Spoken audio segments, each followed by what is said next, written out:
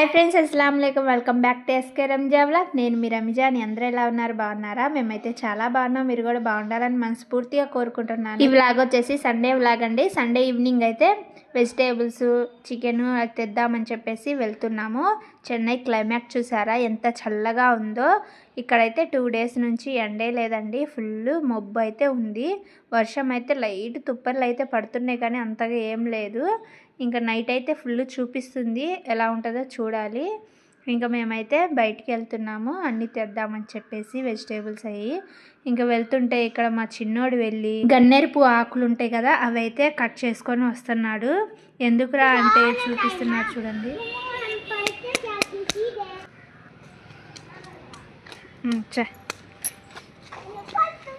అయితే chicken mutton తీసుకుందామని చెప్పేసి చికెన్ షాప్కి అయితే వచ్చామండి ఇంకా ఇక్కడైతే మా పెద్దబాబు చికెన్ కోసం నిలబడ్డాడు నేను వచ్చేసి మటన్ కోసం నిలబడ్డాను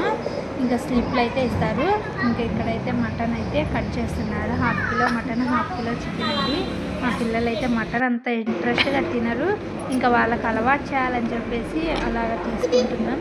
ఇంకా చికెన్ అయితే కడుపు నిండా తింటారు మరి మటన్ ఒకటి వాళ్ళు సరిగ్గా తింటారని చెప్పేసి 2 1/2 కిలో తీసేసుకొని పక్కనే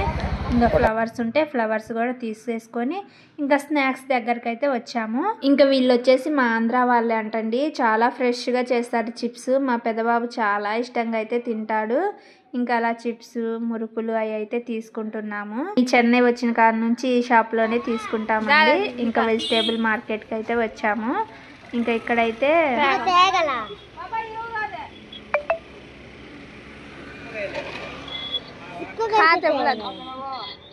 दादाजी बुलाते తేగలు అయితే కాల్చి అమ్ముతారు కదా ఇక్కడ నార్మల్గానే అమ్ముతారు ఇలాగో తింటారంట నాకైతే అంత ఇంట్రెస్ట్ ఉండదు ఇంకా పానీపూరి దగ్గరకు వచ్చాము ఇక్కడైతే ఇలాగే ఇస్తారు పానీపూరి అందులో పానీపూరి తినాలి మన సైడ్ కొంచెం చాట్ వేసి ఇస్తారు లోపల ఆ తర్వాత వాటర్తో తినాలి ఇక్కడైతే ఇంకా వాటర్తోనే తినాలని నాకు అస్సలు నచ్చదు నేను అందుకని ఇక్కడ పానీపూరి తినాను ఇంకా కాలం అని ఉంటుంది అదైతే బాగుంటుంది ఇంకా అన్నీ కింద పెట్టేసి ఇంట్లో ఇంకా టెర్రస్ మీదకైతే వచ్చాము చాలా చల్లగా మంచి గాలి ठंडा हवा था छीटा झड़ते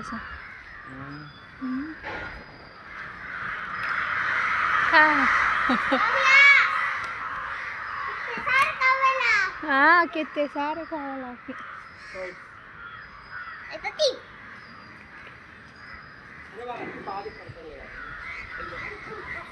अरे इधर पूता था ना कुछ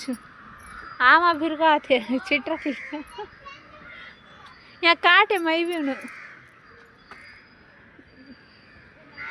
ना नानी के लिए आती तो काट అలా ఒక 1 అవర్ అయితే టైం పాస్ చేసేసి ఇంకా ఇంటికి అయితే వచ్చేసాము ఆ డోర్ తీసి డ్రిల్స్కి లాక్ అయితే వేసాను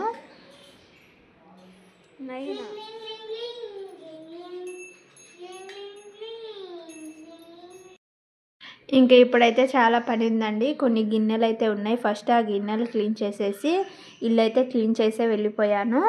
ఇంకా గిన్నెలు క్లీన్ చేసి ఫస్ట్ మటన్ కర్రీ అయితే చేయాలి ఆ తర్వాత ఇంక వెజిటేబుల్స్ అవన్నీ సర్దేసుకొని చపాతీ కూడా చేద్దాం అనుకుంటున్నాను నైట్ డిన్నర్ కోసం చపాతీ మటన్ కర్రీ అండి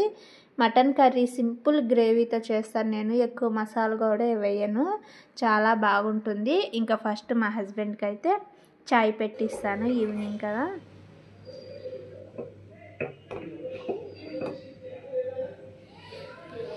ఇక్కడైతే మటన్ ప్రిపేర్ చేస్తున్నాను సింపుల్గా చేస్తానండి నేను మటన్ కర్రీ చాలా బాగుంటుంది ఫస్ట్ అయితే స్టవ్ వెలిగించుకొని కుక్కర్ పెట్టేసుకొని 2 టేబుల్ స్పూన్ నూనె వేసుకున్నాను ఇందులోకి సన్నగా కట్ చేసుకున్న ఆనియన్స్ వేసుకొని కొంచెం సాఫ్ట్గా అయ్యేంతవరకు ఫ్రై చేసుకోవాలి ఆ తర్వాత ఒక 1 టేబుల్ స్పూన్ అల్లం వెల్లుల్లి పేస్ట్ వేసుకొని పచ్చి వాసన పోయేంత వరకు ఫ్రై చేసుకొని మటన్ అయితే శుభ్రంగా వాష్ చేసుకొని వేసుకోవాలి ఇందులోకి ఉప్పు పసుపు వేసుకొని మటన్లో అంతా కలిసేలా కలిపేసుకొని మూత పెట్టేసుకొని సిమ్లో 5 నిమిషాలు ఉడికించుకోవాలి ఒక రెమ్మ కరివేపాకు కూడా వేసుకోండి స్మెల్ టేస్ట్ బాగుంటుంది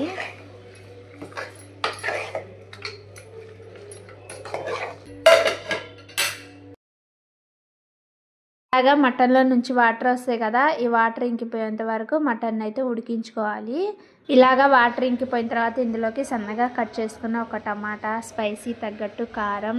1 టేబుల్ స్పూన్ ధనియాల పౌడర్, అలాగే కొత్తిమీర, పుదీనా కూడా వేసుకోవాలి. ఇప్పుడు ఇదంతా ఒకసారి అయితే బాగా కలిపేసుకొని గ్రేవీ తగ్గట్టు వాటర్ అయితే పోసేసుకొని కుక్కర్ మూత పెట్టేసుకొని మీడియం ఫ్లేమ్లో 3 విజిల్స్ అయితే రానివ్వాలి.